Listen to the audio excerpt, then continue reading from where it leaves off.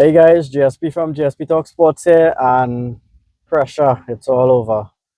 We needed to go to Jamaica yesterday and get the full 3 points. We came back empty handed. Jamaicans talking about, oh, all the people that come in Jamaica to get 3 points, so they go back home and eat more doubles. The scoreline doesn't reflect how the game actually went. We actually had more possession. Um, Levi Garcia hat trick of offsides. So I mean, two are blatant, like real blatant offsides, and one you could say was kind of tight, but all were offside. And yeah, Jamaica 2-0 victory. So they have two victories, clean sheet, impenetrable defense, and they're on top. They basically have 1 foot in the World Cup already. And the other game with Curacao and Bermuda, Bermuda actually went to Curacao um, and came back from 2-0 down to make it 2-2. So Bermuda and all scoring 2 goals. We still haven't scored a goal. And then, well, Curacao end up taking the game 3-2. So Curacao on 4 points there, Jamaica on maximum six. It's going to be very, very difficult. It's going to be very, very difficult. More than likely that top spot looks like it's going to be Jamaica, and I dare say Jamaica looks likely to get the maximum points, maximum 18 points. I said it. Hope to be proven wrong. Hope to be proven wrong by our team to get. Oh gosh, it's going to be so. We need to beat Bermuda away. Bermuda showed that they are not an easy team, that they're going to put up a fight like they did when they went in Curacao. And then, so we had to beat Bermuda away, go to Curacao, look to beat Curacao, which we couldn't do at home, right? So we have to look for a maximum 6 points there, two victories on the road. That will take us up to seven. And then when we come home now, we have to play Jamaica with with a Jamaican team that's going to be more strengthened than how they were last night. That was probably the best opportunity we're going to get in a while to beat Jamaica, because they were missing, according to their coach, um, they were missing 7 starters.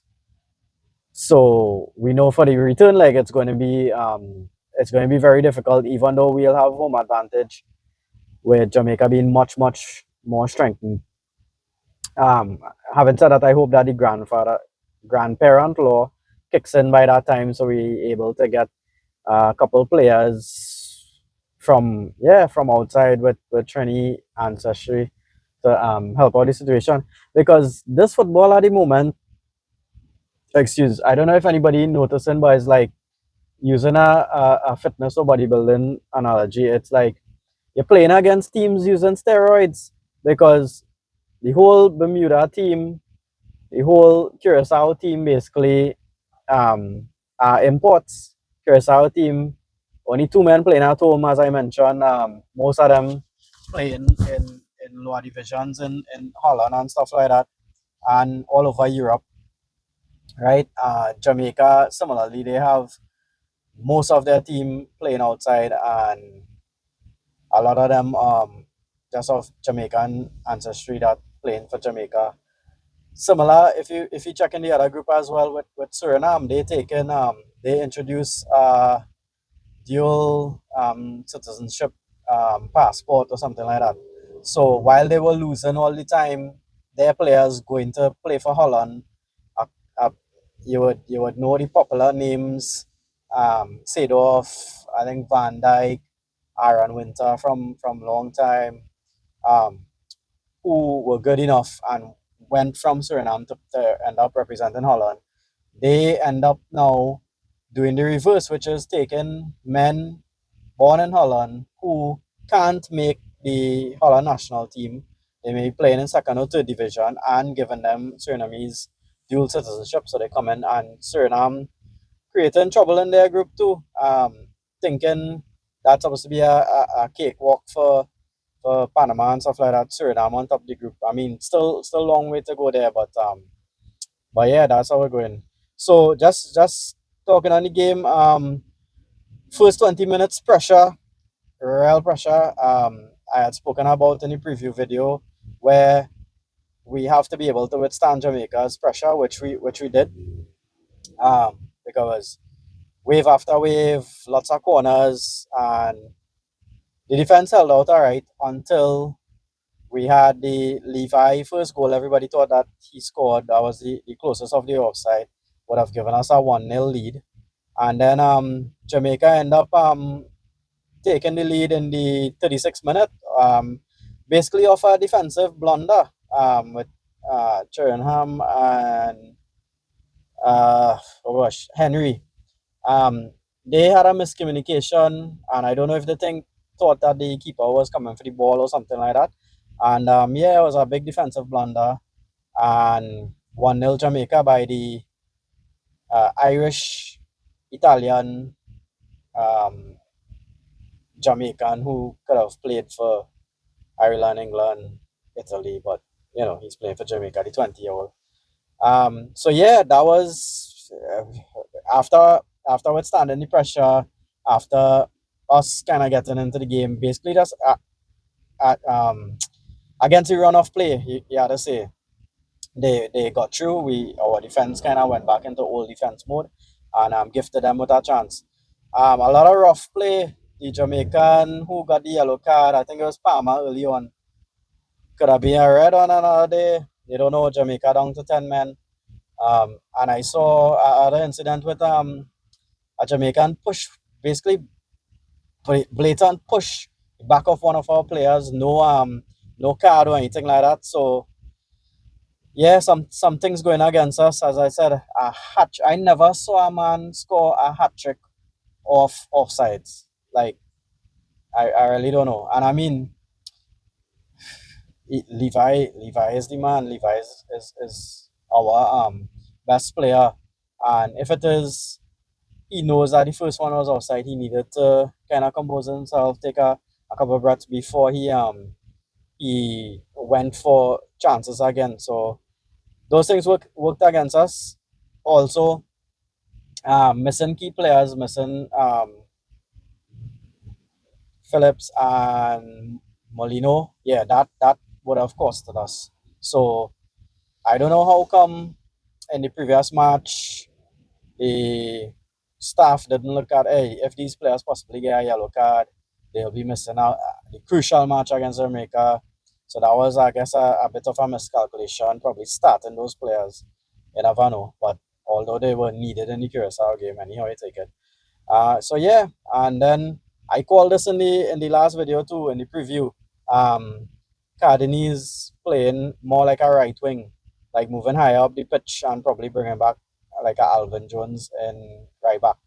And you saw when he moved forward, he looked pretty good. He looked almost like a Trent for Liverpool. He had a couple nice runs, a couple good passes and stuff like that. Frederick two or Frederick the second or whatever. He was good and all with some nice crucial passes. Nathaniel James instead of Yates probably could have started him up front or what about Real Gill? And as I said, it's rough play by Jamaica, rough and tumble kind of play. We handle it well for the most part, and it's really unfortunate. I know I started the video saying it's all over. Prove me wrong, guys. It's really unfortunate. We really should not have been on the end of a 2-0 licking, So scores don't really reflect how the game went. Fun fact, we had more possession in this game, and even when Jamaica played Bermuda and beat Bermuda 4-0, Bermuda actually had more possession than Jamaica.